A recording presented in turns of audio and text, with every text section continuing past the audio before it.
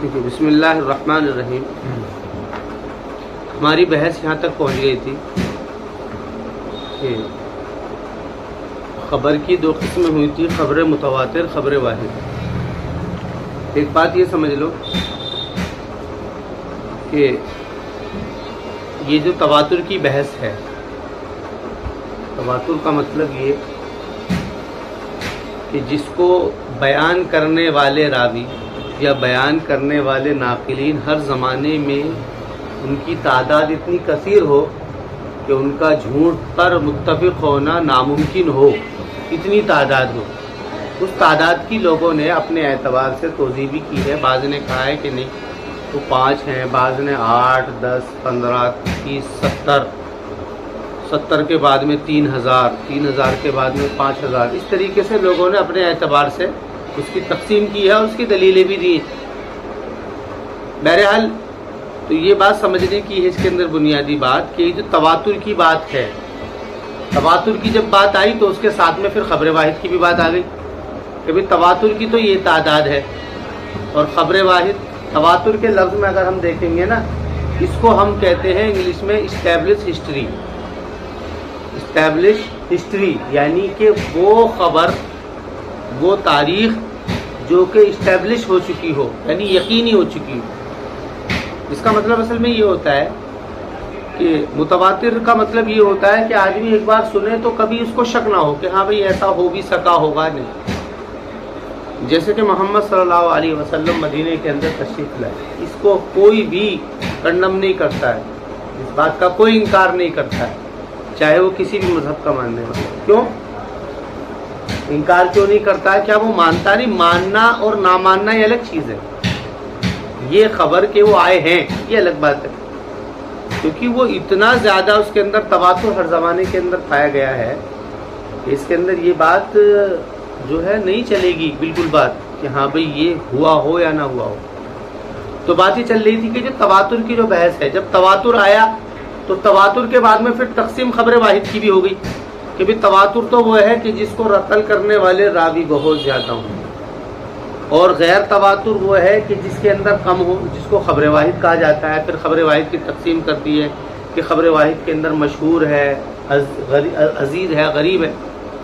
تو یہ بحث جو ہے، یہ بحث اسلام کی نہیں ہے، یہ سمجھنے کی بات۔ یہ بحث جو ہے یہ اسلام کی نہیں ہے، محدثین کی بھی بحث نہیں ہے۔ یہ بحث اصل میں یونان سے آئی ہے۔ یونان، گریک جس کا آج کل نام ہے گریک۔ یہ فلسفی کا جتنا بھی کام ہے نا، میتھمیٹک کا اور اس کے علاوہ مینٹلی جتنا بھی کام ہے، یہ سارا کا سارا یونان سے ہوا ہے۔ فلسفے کا جتنا کام ہوا ہے یہ سب یونان سے ہوا ہے۔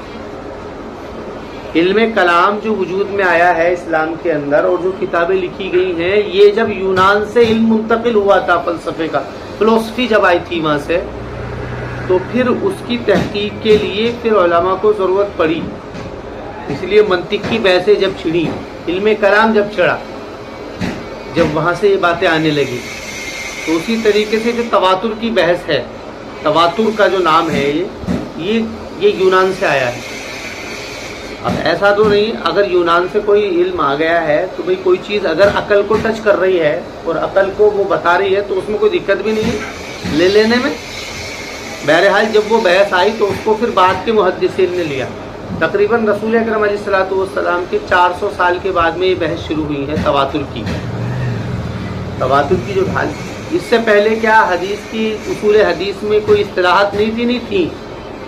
یہ سب اصطلاحاتیں ہیں نا اصول حدیث کی، تو اصول حدیث کی اصطلاحاتیں پہلے بھی تھیں، لیکن اس کے بعد میں جب یونان سے جب علم آیا، یہ والا تواتر کی بحث آئی، پھر باقاعدہ علماء نے اس کو لیا اور لینے کے بعد میں اپنے اصول حدیث کی اصطلاح میں اس کو شامل کر لیا۔ اب اس کو سمجھ لو، تو متواتر کی دو قسمیں ہیں، لفظی اور معنوی۔ لفظی اور معنوی، پہلے تو ایک بات یہ سمجھ لو کہ حدیث کے اندر جتنی بھی حدیثیں ہیں وہ لفظی نہیں ہے، معنوی ہیں۔ لفظی نہیں ہے، معنوی ہے۔ اس کو کیسے سمجھیں گے؟ اس کو ہم ایسے سمجھیں گے، لفظی اور معنوی کا مطلب یہ ہوتا ہے، مثلا ایک استاد ہے، اس استاد کے شاگرد کسی دوسرے کمرے میں بیٹھے ہوئے ہیں، تو وہ استاد اپنے کسی شاگرد کو بلا کر کے یہ کہے کہ جاؤ بچوں سے کہہ دو چھٹی ہے، وہ استاد اپنے شاگرد میں سے کسی کہ جا کر کے اوپر بول دو چھٹی ہے، تو یہ جو شاگرد ہے یہ جا کر کے کیا کہے گا؟ یہ شاگرد یہ نہیں کہے گا جا کر کے کہ بھئی مولانا صاحب کہہ رہے ہیں جاؤ بچوں چھٹی ہے، یہ لفظ نہیں کہے گا. وہ یہ کہے گا کہ بھئی مولانا صاحب کہہ رہے ہیں کہ چھٹی ہے، آج کی چھٹی ہے. یہ کیا ہے؟ معنی ہے. کیونکہ معنی کیا ہے؟ استاد یہ چاہتا ہے کہ چھٹی کر دے جائے بچوں کی. لفظ کا انتقال تو یہ ہوتا کہ وہ بچہ جا کر کے یہ کہتا کہ جاؤ بچوں آج چھٹی ہے، بچوں سے کہہ دو جاؤ بچوں آج چھٹی ہے، یہ ہے لفظ. لیکن لفظ کا انتقال نہیں ہوتا ہے اور ممکن بھی نہیں ہو پاتا ہے. لفظ کے انتقال میں مشکل ہو جاتی ہے. عام طور سے ہم لوگ بھی معنی کا ہی انتقال کرتے ہیں. ہم کیا کہتے ہیں جا کر کے کہ بھئی مولانا نے آج چھٹی کر دی ہے، یا تو اس طریقے سے کہیں گے، یا یہ کہیں گے بھئی مولانا کہہ رہے ہیں کہ چھٹی ہے چلو. اور اس طریقے سے بہت سارے الفاظ مطلب ہم جب بھی کرتے ہیں معنی کا انتقال کرتے ہیں کا مطلب یہ ہے کہ ہم جو اس نے کوئی بات کہی ہے، لفظ کہی ہے، اس کے اندر ہم کچھ نہ کچھ تبدیلی ہم کر دیتے ہیں. اگر وہ تبدیلی نہ کی جائے تو بات واضح بھی نہیں ہوتی ہے. یہ بھی بات سمجھنے کی ہے. تو یہ بات سمجھنے کی ہے حدیث کے اندر جو ذخیرہ ہے وہ لفظ کا نہیں ہے، معنی کا ہے. یہ سمجھنے کی بات ہے. متواتر حدیث کی جو قسمیں ہیں لفظی اور معنوی. لفظی حدیث بس ایک ہی ہے. پورے حدیث کے ذخیروں میں متواتر خبر واحد کی لفظی نہیں چل رہی ہے، ابھی متواتر کی لفظی چل رہی ہے. متواتر کی جو لفظی حدیث ہے وہ ایک ہی ہے. وہ حدیث ہے من کذب علی متعمدا فقد کفر، کہ جس نے میرے اوپر جان بوجھ کر کے جھوٹ گڑھا اس نے تحقیق کے کفر کی. یہ حدیث ہے، یہ لفظی ہے. یہ جیسے رسول اکرم علیہ السلام کے الفاظ تھے ایسے ہی صحابہ نے اس کو منتقل کرنا شروع کر دیا. ایک حدیث ہے. اور معنوی حدیثیں بہت ساری ہیں. متواتر کا مطلب یہ ہے یعنی جس کو روایت کرنے والے راویوں کی تعداد بہت زیادہ رہی اور زمانے میں 15 20 50 60 70 اس سے زیادہ کم زیادہ. اس کے اندر عام طور سے تواتر کے اندر تعداد کی کوئی قید نہیں ہوتی ہے. بس یہ ہوتی ہے کہ ہوتے اتنے سارے لوگ ہوتے ہیں کہ جس میں اس مجمع کے لوگ یہ کہہ دیتے ہیں، اس ذہن کے لوگ کہ یہ لوگ جھوٹ نہیں بول سکتے. تو معنوی جو حدیثیں ہیں متواتر کی وہ 70 ہیں. وہ جو متواتر حدیثیں ہیں تو اس اعتبار سے متواتر حدیث کی تعداد کتنی ہوگی؟ 70 71 ہو گئی ہے. ایک وہ لفظی اور ایک معنوی ملا کر کے. اس کے بعد میں معنوی جیسے کہ مسائل الخفین کی حدیثیں ہیں، مسائل الخفین کی حدیثیں ہیں وہ ساری حدیثیں متواتر ہیں لیکن معنوی ہیں. مسائل الخفین کا مطلب جس سے فقہ کے اندر خفین موزے کے اوپر مسح کرنا ثابت ہوتا ہے، وہ ساری حدیثیں متواتر ہیں لیکن معنوی ہیں. اور بھی ہیں اس کے علاوہ متواتر حدیثیں اور بھی ہیں. اس کے بعد میں جیسے کہ ایک حدیث ہے انما الاعمال بالنیات، یہ بھی متواتر ہے، معنوی ہے. تو دوسری جو حدیث کی خبر کی تقسیم تھی وہ تھی خبر واحد. خبر واحد کے اندر کیا ہوتا ہے؟ خبر واحد کی اولاً 3 قسمیں آئی تھی، مشہور، عزیز اور غریب. یہ 3 قسمیں آئی تھی. مشہور اس حدیث کو کہا جاتا ہے کہ جس کے راوی ہر زمانے میں کم از کم 3 ہو. اور یہ زمانہ یہ چلے گا شروع سے ہی، ایسا نہیں ہے کہ وہ شروع سے چلے گا وہ. اور صحابہ کے متعلق تو یہ رسول اکرم علیہ السلام نے کہ بھئی میرے صحابہ ستاروں کی مانند ہے. وہ صحابہ کے بعد میں جو تعداد ہے نا تابعی، وہاں سے یہ چلے گا، وہاں سے یہ چلے گی بحث. تو ہر زمانے میں کم از کم 3 ہو، ہر زمانے میں 3 ہو، 3 سے کم نہ ہو. اور دوسری تھی عزیز کہ جس کے ہر زمانے میں 2 ہو، اور غریب وہ ہے کہ جس میں ہر زمانے میں کم از کم 1 ہو. اب ایک بات سمجھنے کی، خبر واحد کی 2 قسمیں ہیں. یہ تو 3 تقسیم کے اعتبار سے. تو اولا 2 قسمیں کیا ہے؟ ایک ظنی اور ایک یقینی. یعنی وہ تینوں حدیثیں، خبر واحد یا تو مشہور ہوگی، خبر واحد یا تو عزیز ہوگی، خبر واحد یا پھر غریب ہوگی. یہ تینوں قسمیں کیا ہیں؟ خبر واحد ہیں. تو ان کی 2 قسمیں ہیں، ظنی اور یقینی. ظنی کا مطلب کیا ہے؟ اگر تحقیق سے پہلے یہ ظنی ہوتی ہے، تحقیق کے بعد میں یقینی ہوتی ہے. بھائی اس کے اندر تحقیق کی جائے گی نا، بھائی اب ہمارے سامنے ہم نے دیکھا کہ بھی یہ حدیث جو ہے اس کو ایک زمانے میں فلاں زمانے میں یعنی فلاں صدی میں یا فلاں پیڑھی کے اندر اس کو بیان کرنے والے 3 لوگ ہیں. اب اس کی تحقیق کی جائے گی کہ وہ 3 لوگ کیسے تھے. ان کے اندر بھی تحقیق ہوتی ہے, ان راویوں کی تحقیق ہوتی ہے. اس تحقیق کے لیے جو بنیادی چیز ہے وہ ہے حافظہ اور دوسرا ہے ثقہ. یہ ایک بحث ہے, یہ آگے آئے گی. تو تحقیق اگر کر لی گئی اور تحقیق کے بعد پتہ لگ گیا کہ نہیں یہ حدیث بالکل ٹھیک ہے, تو اس کے بعد میں وہ خبر واحد تحقیق کے بعد میں کیا ہو جاتی ہے, یقینی ہو جاتی ہے. بات آ رہی سمجھ میں نہیں کہ وہ خبر واحد تحقیق سے پہلے ظنی ہوتی ہے, تحقیق کے بعد میں یقینی ہوتی ہے.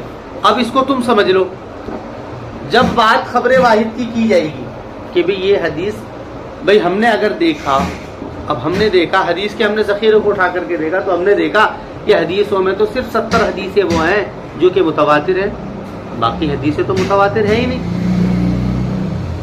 تو اب اس کے اندر بعض وہ لوگ ہیں جو منکرین حدیث ہیں, جن کو منکرین حدیث کہا جاتا ہے, جو لوگ حدیث کا انکار کرتے ہیں, یعنی جو یہ کہتے ہیں کہ وہ حدیث سے کوئی مسئلہ ثابت کیسے کر لیا جائے گا جبکہ وہ بھائی وہ مطلب 3 آدمی ہے جس کو بیان کرنے والے, یا 2 ہیں یا ایک ہے یا 2 ہے یا 3 ہے, 3 سے اوپر تو خیر متواتر ہو گئی. تو کہہ رہے ہیں کہ متواتر کے اندر تو اصل میں تحقیق کا مسئلہ ہی نہیں ہے, متواتر کے اندر تحقیق کا مسئلہ ہی نہیں ہے, چاہے اس کو بیان کرنے والا کوئی بھی ہو. تو یہ کہنا چاہ رہے ہیں کہ بھی خبر واحد سے کیسے تم کوئی مسئلہ ثابت کر لو گے, اور خبر واحد سے تم کیسے بات ثابت کر لو. بہت سارے لوگ ہیں جنہوں نے انکار حدیث کیا ہے, اس میں جو ہے اس وقت کے دور کے جو لوگ ہیں, اس وقت کے دور کے جو لوگ ہیں وہ بہت سارے ہیں. جیسے کہ ایک نام ہے بہت زیادہ غلام پرویز, اس کے علاوہ جاوید غامدی, اس کے علاوہ اور بہت سارے ایسے لوگ ہیں جنہوں نے اس کا انکار کیا ہے. ایک آئٹم اور چلا ہے ابھی جس کا نام ہے شیخ محمد, اس نے تو یہ بھی کہہ دیا ہے کہ مدینے کے اندر مسجد نبوی کے برابر میں جو روزہ ہے اس میں محمد بن عبداللہ نہیں ہے, یعنی رسول اکرم علیہ الصلوۃ والسلام کی جو روزہ ہے, آپ کی جو قبر مبارک ہے, اس کا کہنا ہے کہ اس میں وہ ہے ہی نہیں. تو یہ ایک بہت بڑا مسئلہ ہے. تو خبر, پہلی بات تو اصل میں لوگوں نے یہ نہیں سمجھی ہے کہ یہ جو بحث ہے, یہ جو تواتر کی جو بحث ہے, یہ جو لوگوں نے یہ کہا ہے کہ بھئی متواتر, حالانکہ یہ بات عقل کو ٹچ کرتی ہے کہ بھئی اتنے سارے لوگ اگر کسی بات کو کہیں کہ جن لوگوں کا جھوٹ پر متفق ہونا ناممکن ہو جائے تو وہ بات تو مطلب اسٹیبلش ہو جاتی ہے خود بخود, یہ بات سمجھ میں. لیکن اس کا مطلب یہ نہیں ہے کہ اگر اس کو بیان کرنے والے لوگ کم ہوں, اس کو بیان کرنے والے لوگ کم ہوں تو وہ چیز جھوٹ ہو. یہ اس موقف کو علماء نے لیا ہے. ایک اور نام گزرا ہے جن کا نام ہے ابن تیمیہ. ابن تیمیہ اسلام کے علماء میں سے بڑے عالم میں سے ہیں, علامہ ابن تیمیہ. علامہ ابن تیمیہ نے ایک بات اور کہی ہے, انہوں نے یہ کہا ہے کہ بھائی بات یہ ہے کہ تواتر تعداد سے نہیں ہوتا ہے, تواتر تعداد سے نہیں ہوتا ہے, تواتر کوالٹی سے ہوتا ہے. کوالٹی کا مطلب کیا ہے, وہ صلاحیت اور استعداد سے ہوتا ہے. انہوں نے بات کہی ہے جیسے کہ ایک حدیث کے اندر ایک سند ہے, ایک چین ہے, وہ کیسے ہے, وہ ہے ان مالک ان نافع ان ابن عمر. یہ 3 لوگ ہیں. امام مالک جو اپنی حدیث میں, جو اپنی کتاب میں حدیث جمع کرتے ہیں, وہ نقل کرتے ہیں, ان کے استاذ کا نام ہے نافع. نافع کے استاذ کا نام ہے حضرت عبداللہ بن عمر. یہ تو صحابی ہو گئے. یہ نافع ان کے غلام تھے عبداللہ بن عمر کے, لیکن بہت بڑے عالم ہیں نافع, یہ بھی مجتہد ہے نافع. تو نافع غلام تھے لیکن شاگرد بھی تھے, اور ان نافع کے شاگرد ہیں امام مالک. امام مالک وہی جو کہ کیا نام ہے, فقہا کے علماء میں سے 4 میں سے بڑے علماء میں سے ہے. تو یہ جو ہے نا, اس کو گولڈن چین کہا جاتا ہے. حدیث کے محدثین کی اصطلاح میں اس کو گولڈن چین کہا جاتا ہے, یعنی کہ اس کو عربی میں کہا ہے ذهب السند, سند کا سونا. اس کو عربی میں کہا جاتا ہے ذہب السند. بھئی یہ ذہب السند ہے یہ روایت. اور اس کو مطلب ثلاثہ بھی کہا جاتا ہے. سب سے بہترین سند وہ ہے محدثین کے یہاں پر کہ جس کو بیان کرنے والے صرف جس کے اندر تین ہی کیا نام ہے زمانے پائے جاتے ہیں. پہلے جس نے کتاب, جیسے بھائی اب تو کتابیں آ گئی ہیں سامنے, جیسے کہ بخاری آ گئی, مسلم آ گئی, ابن ماجہ آ گئی, ابو داؤد آ گئی, مالک آ گئی, تو وہ تو کتاب ایک لکھی جا چکی ہے. تو اب اس کتاب کو لکھ کیا چکا. ایک بات اور سمجھنے کی ہے, یہ جتنا بھی معاملہ ہے یہ کتاب کے لکھنے تک ہے. کتاب کے لکھنے کے بعد میں تو ساری حدیثیں متواتر ہیں. کتاب کے لکھنے کے بعد میں تو ساری حدیثیں کیا ہیں, متواتر ہیں, کیونکہ اس کو بیان کرنے والے بہت ہیں. لیکن معاملہ کیا ہے, شروع سے چلے گا. تو یہ جو گولڈن چین ہے, مالک, نافع اور ابن عمر. علامہ ابن تیمیہ کہتے ہیں کہ جیسے کہ اس سند کے اندر کوالٹی ہے, امام مالک بڑے جید علماء میں سے ہیں, مجتہد ہیں, اور نافع یہ کوئی کم حیثیت نہیں رکھتے ہیں, تابعی ہیں, مجتہد ہیں, فقہ کے مجتہد ہیں. اس کے علاوہ علم کلام کے اندر بہت بڑا کام ہے, یعنی کہ ہر اعتبار سے یہ مکمل ہے. اور اس کے بعد میں ان کے استاد کون ہیں, عبداللہ بن عمر, وہ تو صحابی ہیں. تو یہ کہتے ہیں کہ تواتر جو ہوتا ہے وہ کوالٹی سے, صلاحیت سے پیدا ہوتا ہے, تعداد سے پیدا نہیں ہوتا. لیکن یہ رائے صرف علامہ ابن تیمیہ کی ہے. باقی جو دوسرے علماء ہیں ان کا قول بس یہی ہے کہ بھئی تواتر تعداد سے پیدا ہوتا ہے. تو ہم سمجھ میں آگے بات نہیں. تو اب مسئلہ یہ آ گیا جب یہ تواتر کی بات آئی سامنے کہ بھئی اس روایت کو بیان کرنے والے تو 3 سے اوپر کے لوگ ہیں, 4 5 6 7 8 10, اور اس روایت کو بیان کرنے والے 3 سے کم کے لوگ ہیں. تو انہوں نے 3 سے 3 اور اس سے کم کے لوگوں کا حدیث کا نام رکھ دیا قبر واحد, اور جو 3 سے اوپر کو بیان کرنے والے لوگ تھے, یعنی 3 سے زیادہ لوگ تھے, اس حدیث کا نام رکھ دیا متواتر. تو اس سے کیا ہوا کہ حدیث کا جو ذخیرہ تھا, جس کے اندر تقریباً حدیثیں جو ہیں تقریباً کی تعداد تو کتنی ہے وہ میرے ذہن میں ابھی مکمل نہیں ہے, لیکن لاکھوں میں ہے, کہ وہ جو لاکھوں حدیثیں تھیں وہ حدیثیں نکل گئیں. یعنی وہ حدیثیں کیا ہو گئی, وہ شک کے اس میں آ گئی. وہ کیا آ گئی, شک کے اس میں آ گئی. جو وہ ذہن تھا, کون سا ذہن تھا, جو کہ یونانی علم سے متاثر تھا. حالانکہ عقل کے اندر کوئی بھی بات آئے تو اس کو لینے میں کوئی دقت نہیں ہے. یہ جو پڈا جو ہوا ہے نا, یہ مسئلہ جو ہے یہاں سے پیدا ہوا ہے.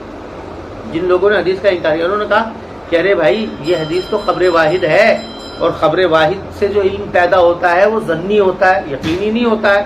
اور خبر متواتر سے جو علم پیدا ہوتا ہے وہ یقینی ہوتا ہے, اس کے اندر تحقیق کی ضرورت نہیں ہے. تو یہ وجہ سے یہ بات ہوئی.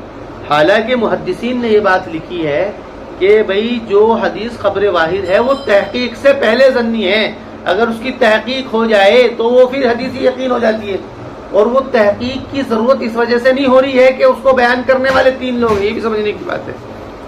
اس کی تحقیق کی ضرورت اس وجہ سے نہیں کر رہے ہیں یہ لوگ کہ وہ کیا ہے کہ اس کو بیان کرنے والے 3 آدمی ہیں, بلکہ اس کی تحقیق کی ضرورت اس لیے پیدا ہوتی ہے کہ جو اس کے روایت کرنے والے راوی ہیں, اگر ان کے اندر یہ بات پائی جاتی ہے کہ وہ ثقہ ہیں اور اس کے بعد میں وہ کیا ہے حافظ ہیں مضبوط, اگر وہ حافظ اور ثقہ نہ ہو تو تحقیق کی ضرورت پڑتی ہے. لیکن حافظ اور ثقہ ہو تو تحقیق کی ضرورت ہی نہیں ہے. پھر حدیث کے روایت کو راویوں کی تحقیق کی ضرورت نہیں ہے. اور اگر اس کو دیکھیں گے نا, بہت بہت باریک علم ہے جس کے اوپر, دیکھو میں اس کے اوپر جب بات چل رہی ہے تو اس بات سمجھ لی جائے. ثقہ ہونے کے لیے اتنی مضبوط شرطیں ہیں. ایک شرط مضبوط یہ ہے کہ جو راوی ہے اس راوی کو کسی نے باہر روڈ پر چلاتے ہوئے بات کرتے ہوئے بھی نہ دیکھا ہو, جیسے کہ ہنسی مذاق چلانا ایسا بھی نہ ہوا ہو. اس کو باہر روڈ پر لوگوں نے کھاتے پیتے بھی نہ دیکھا ہو.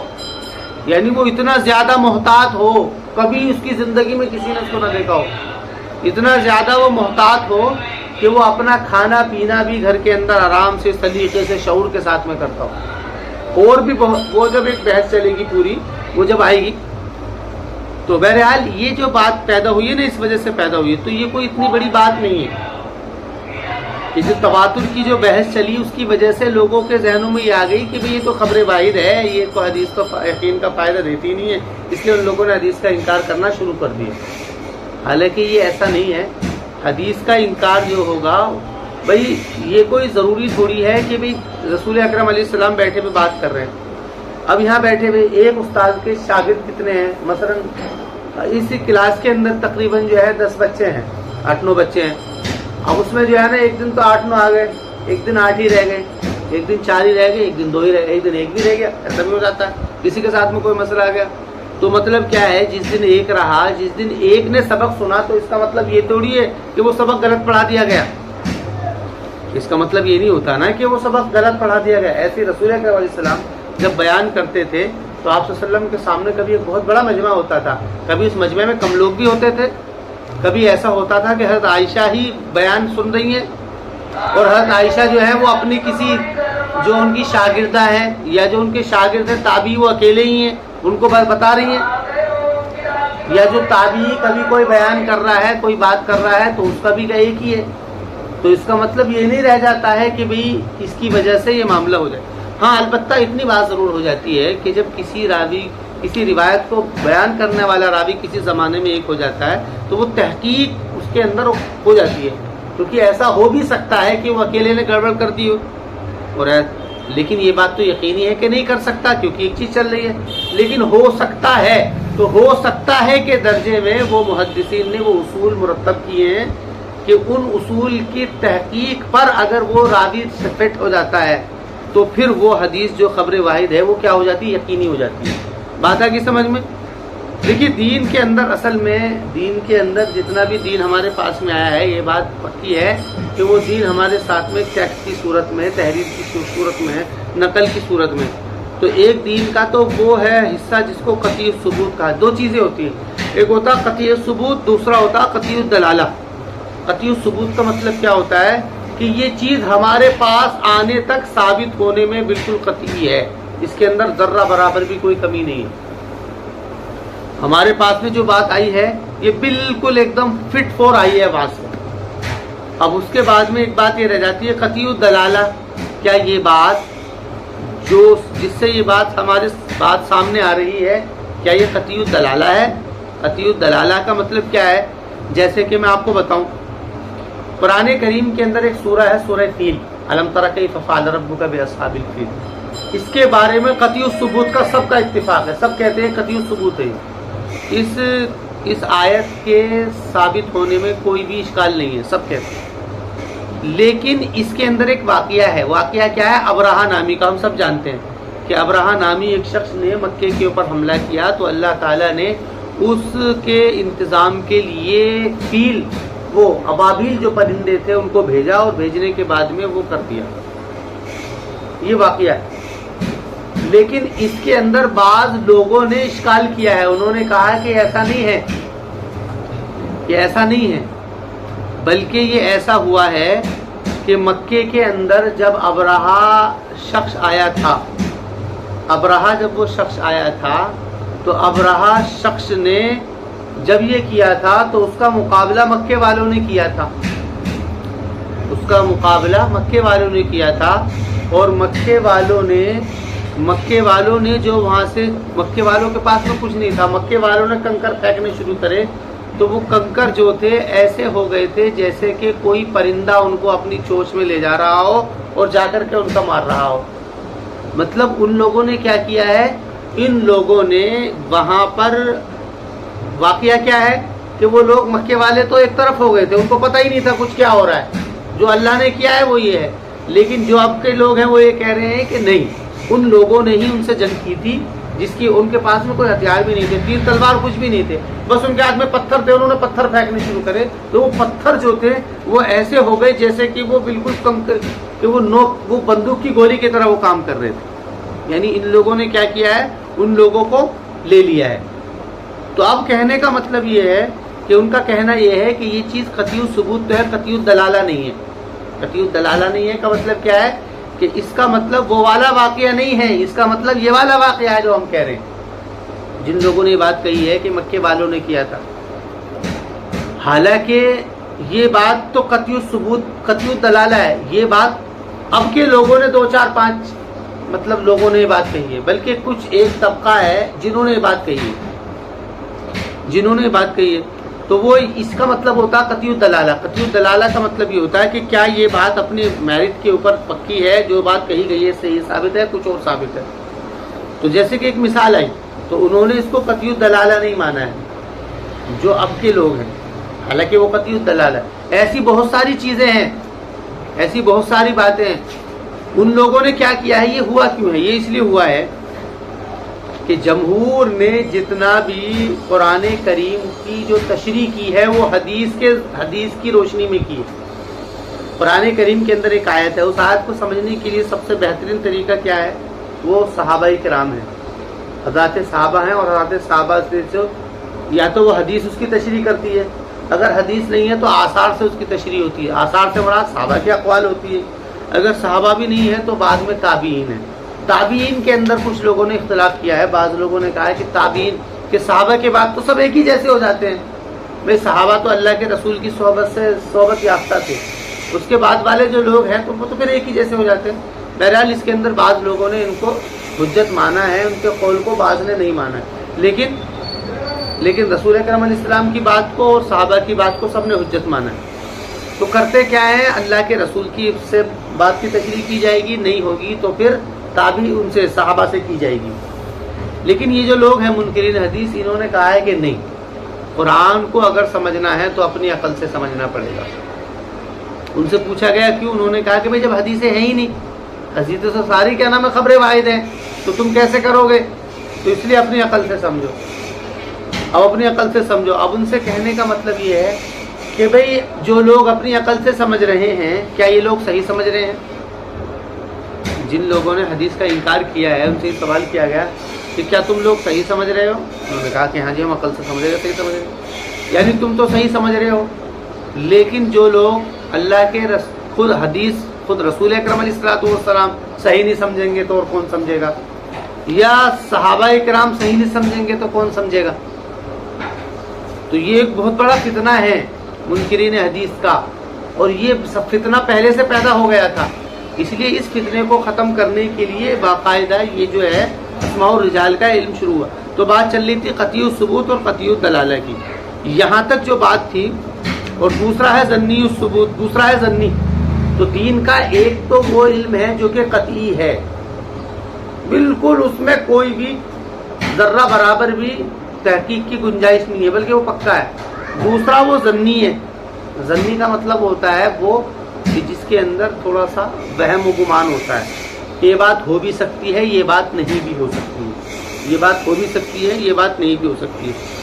اب تک ہمارے سامنے جو بات آئی تھی وہ بات یہ آئی تھی کہ حدیث کس طریقے سے حدیثوں کی اصطلاح ہوتی ہے۔